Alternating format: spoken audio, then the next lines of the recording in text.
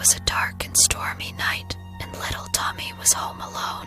His parents had gone out of town for the weekend, leaving him to take care of the house.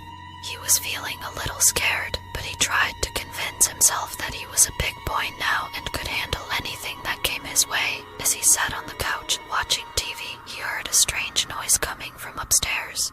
It sounded like footsteps, but he knew he was alone in the house. He tried to brush it off and ignore it, but the noise grew louder and closer. Suddenly, the power went out, leaving Tommy in complete darkness. He tried to reach for his phone, but he realized that it was out of battery. He was now completely alone and in the dark. He tried to make his way upstairs, but he stumbled and fell down the stairs. As he lay there, dazed and confused, he heard the footsteps again, only this time they were right next to him. He looked up and he saw a shadowy figure standing over him. He tried to run, but he was too disoriented and couldn't find his way out of the house. The shadowy figure seemed to be everywhere he turned, and he couldn't escape. Finally, he found himself trapped in the attic with no way out.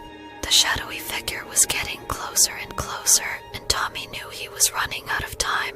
He searched frantically for a way out, but all the windows were boarded up and the door was locked. Just when he thought all was lost, he saw a glimmer of light coming from a crack in the wall. He reached out and pushed on the wall, and it gave way. He squeezed through the narrow opening and found himself in a small crawl space. As he lay there, catching his breath, he realized that the noise and the shadowy figure were all in his head. He had been imagining it all along. He felt foolish and embarrassed, but he was just relieved to be safe. He crawled out of the crawl space and made his way back to the living room. That's when he saw the TV flicker on. It was showing an old black and white horror movie, and he realized that he must have fallen asleep while watching it. As he settled back onto the couch, he heard the familiar sound of the rain against the window. It was still dark and stormy outside, but he no longer felt scared. He realized that sometimes the scariest things are the ones we imagine in our heads. Just then, he heard a creaking noise coming from upstairs.